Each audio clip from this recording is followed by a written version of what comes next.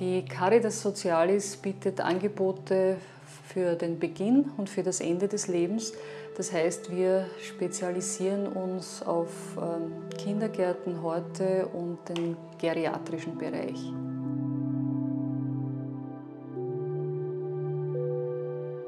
Kindergarten gibt es seit 1995. Das Haus besteht aus 3 Kindergartengruppen und 2 Kleinkindgruppen. Wir haben 105 Kindern, ein Team von 10% Männern, 90% Frauen. Pflegeberufe sind von der Geschichte her ein frauendominierter Bereich. Das war auch im Kindergarten so, also auch in den Kindergärten glaubte man, Kinder werden besser von Frauen betreut als von Männern. Das ändert sich schon langsam, ja, sicher noch nicht schnell genug, aber ich glaube, wir sind auf dem richtigen Weg.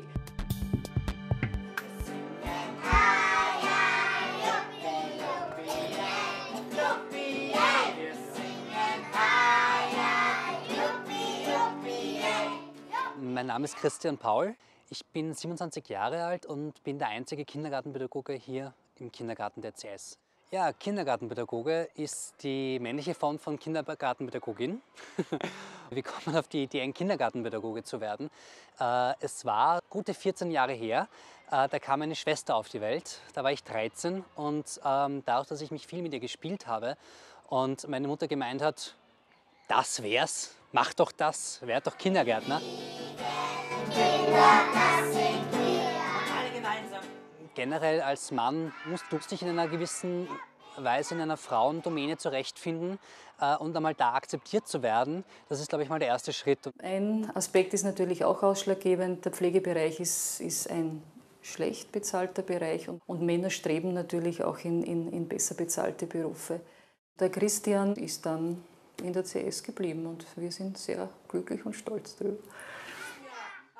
Eine interessante Erfahrung, die ich gemacht habe bei den Bewerbungsgesprächen, war, dass die Männer, die in den Pflegeberuf einsteigen wollen, schon nach dem 3. oder 4. Satz, wenn ich sie gefragt habe, und was haben sie mittelfristig für Ziele, dann, naja, dann möchte ich schon die Leitung einer Station übernehmen.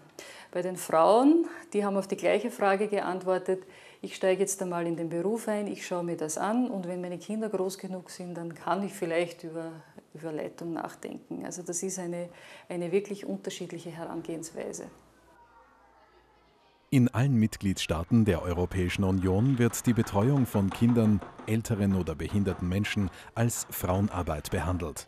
Die Kehrseite der Medaille ist der negative Einfluss der Elternschaft auf die Beschäftigung von Frauen. Sowohl im EU-Durchschnitt (-12,4 Prozentpunkte) und in nahezu jedem einzelnen Land, während sie sich für Männer positiv auswirkt.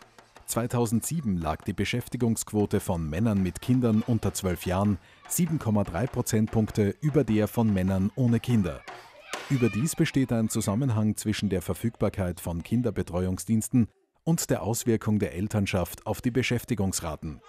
Und obschon es signifikante Unterschiede zwischen EU-Mitgliedstaaten gibt, steigt überall der Bedarf an Betreuungsleistungen. Die Betreuung von Kindern, älteren oder behinderten Menschen ist ein Wachstumsjob. Warum sollten Männer das nicht nutzen? Also als Kollegin vom fachlichen Standpunkt aus, also total angenehm, also man kann total toll mit ihm arbeiten. Er ist im Umgang mit den Kindern total lieb, die Kinder fliegen auf ihn und wirklich, ja.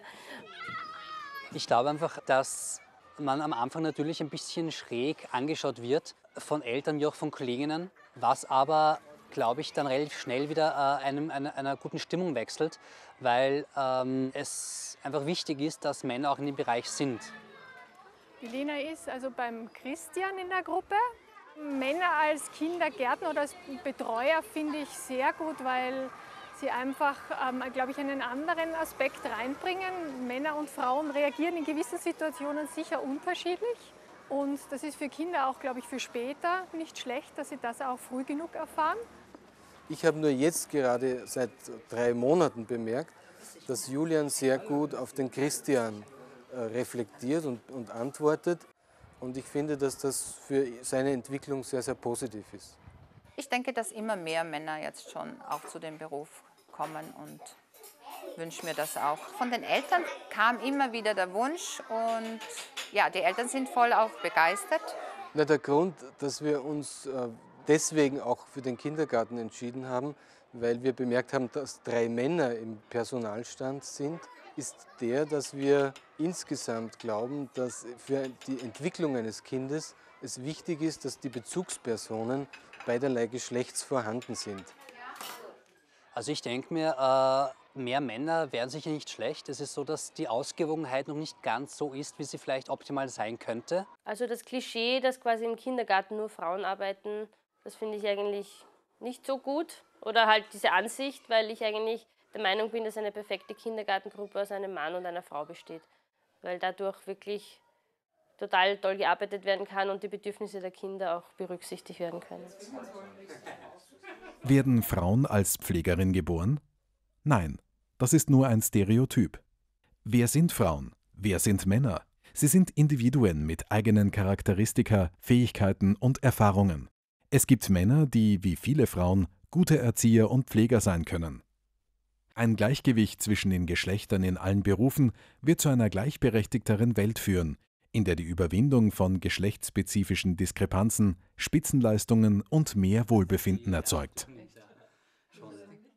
Also jetzt schaut die Geschlechterverteilung so aus: 80% Frauen, 20% Männer. Wünschen würde ich mir sicher 50-50%, dann natürlich auch in den Führungspositionen. Ich glaube, es könnte in 10 Jahren soweit sein.